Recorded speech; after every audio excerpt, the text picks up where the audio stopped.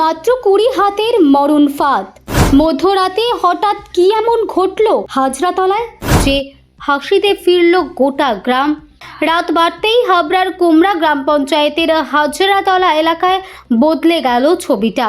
যে রাস্তা দিয়ে প্রতিদিন নিশ্চিন্তে চলাচল করতেন মানুষ, সেই গৌরবঙ্গ রোডই হয়ে উঠল আতঙ্কের নাম।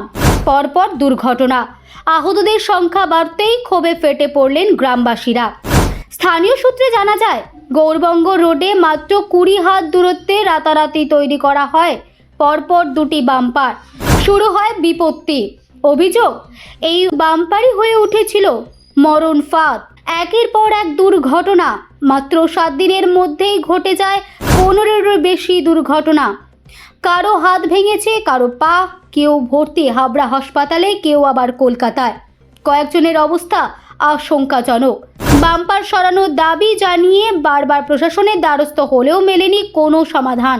শনিবার রাতে ফের দুর্ঘটনা ঘটতেই ধৈর্যের বাঁধ ভাঙে। মধ্যরাতে গৌরবঙ্গ রোড অবরোধ করে বিক্ষোভ শুরু করেন গ্রামবাসীরা। পরিস্থিতি উত্তপ্ত হতেই হাতুড়ি শাবল হাতে বাম্পারের দিকে এগিয়ে যান ক্ষুব্ধ মানুষজন। প্রশাসনের অপেক্ষা না থেকে রাতেই বাম্পার ভাঙার কাজে নেমে পড়লেন ক্ষুব্ধ গ্রামবাসীরা। ফলে গৌরবঙ্গ রোডে দীর্ঘ যানজট সৃষ্টি হয়। শেষমেশ পরিস্থিতি সামাল দিতে জেসিবি আনা হয়। ভেঙে ফেলা হয় সেই বিতর্কিত দুটি বাম্পার। বাম্পার ভাঙতেই স্বস্তির নিঃশ্বাস ফেলেন স্থানীয় বাসিন্দারা, মুখে হাসি ফোটে। ওই বৃহস্পতিবার সন্ধ্যার দিকে ও বাইক নিয়ে এদিক দিয়ে আসছে। এবার ও হঠাৎ তখন জানতে পারছে এখানে বাম্পার হয়েছে।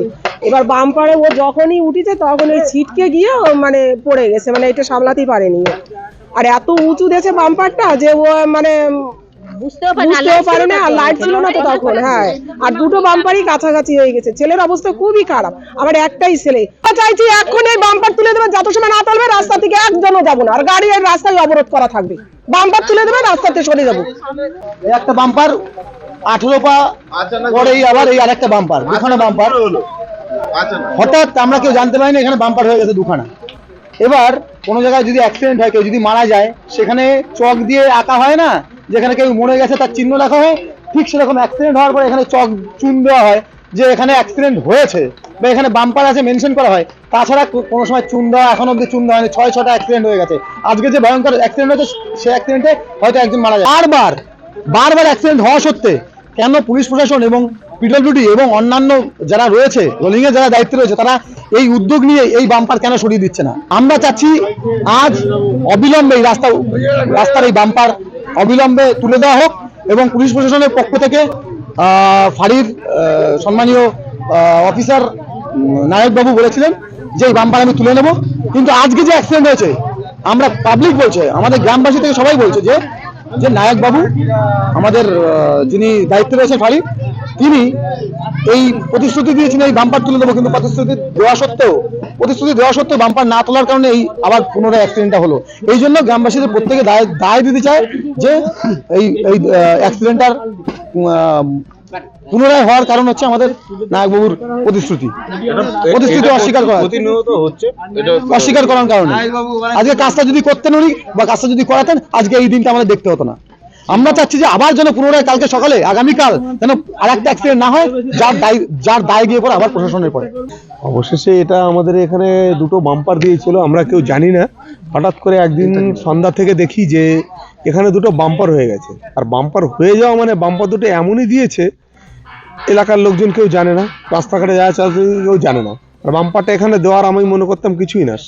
এখান থেকে 100 মিটার দূরে আমাদের স্বাস্থ্যকেন্দ্র আছে, গ্রামীণ স্বাস্থ্যকেন্দ্র। সেখানে আমাদের অনেক মা আসে, বোন আসে, এবং কি আমার মা বোন আসে, সকলের এলাকার মা বোন আসে। আমি মনে করতাম ওখানে অনেক শিশুরাও আসে, তাদেরকে নিয়ে হসপিটালে বাম্পারটা সেখানে দিলেও মনে করো অনেক ভালো হতো। কিন্তু এখানে হট করে দেখি একদিন সন্ধ্যা পরে বাম্পার, আর যেদিন বাম্পার দিয়েছে সেই দিন রাতেই পরপর 3-3টে অ্যাক্সিডেন্ট হয় এবং 3জনই গুরুতর অবস্থায় আমরা হসপিটালে নিয়ে যাই। এবং বাম্পার দিয়েছে হয়তো এক সপ্তাহের ভিতরে অন্তত এখানে 10 থেকে 12টা অ্যাক্সিডেন্ট হয়ে গেছে। তার জন্য আমরা প্রশাসনকে জানিয়েছিলাম, আমরা অবরোধ করেছিলাম। অবরোধ করার পরে আমাদের হাবড়া থানা প্রশাসন এবং বাউগাছি থানা থেকে ফাঁড়ির প্রশাসন এসে আমাদের সহযোগিতা করে এবং তারা আমাদের সহযোগিতায় বলে যে হ্যাঁ ঠিক আছে, এটার জন্য তাদের আমরা খুলে বললাম যে এর জন্য আমাদের অসুবিধা হচ্ছে। তার জন্য আমাদের থানার সাহেবরা এসে আমাদের তান্ডা থেকে আমাদের এই কাজটা আমাদের সহযোগিতা করলো। এতে আমি মনে করি এলাকার সকলের সুবিধা হলো, রাস্তায় যারা যাতায়াত করে। না, আমরা মনে করি এখান থেকে কাল থেকে আর এখানে কোনো দুর্ঘটনা হবে না। হট করে যে বললাম না যে এখান থেকে যেদিন বাম্পারটা দিয়েছে সেদিন এক সপ্তাহের ভিতরে অন্তত 10 থেকে 15টা অ্যাক্সিডেন্ট হয়ে গেছে, এবং 15টা অ্যাক্সিডেন্টের মানে 10 থেকে 12 জন মুমূর্ষু অবস্থা, তাদের কেউ থাকতেও পারে, তারা প্রত্যেকে তারা হসপিটালে ভর্তি আছে, এবং তাদের খবর আমরা যতদূর জানি তাদের খুব এখানে আমরা রেখেনি, তাদের হয়তো রেফার করে দিয়েছি, তাদের খুব মুমূর্ষু অবস্থা। এই একটা বাম্পারের জন্য, আমি স্থানীয় বাসিন্দা, এই একটা বাম্পারের জন্য যে এতগুলো লোক ঘায়েল এলো, প্রত্যেকে আমি মনে করতাম যে আমাদের সামনে স্বাস্থ্যকেন্দ্র আছে, সেখানে যদি এই বাম্পারটা হতো আমরা গ্রামবাসী আমরা খুব খুশি হতাম। সেখানে অনেক মা বোন আসে এবং বাচ্চাদের নিয়ে আসে, সেখানে হলে আমরা সবথেকে খুশি হতাম। আমি স্থানীয় হিসেবে আমি এটুকুনি আবদার করি, আজকে যে বাম্পারটা হয়ে আছে তার জন্য আমরা অনেক খুশি।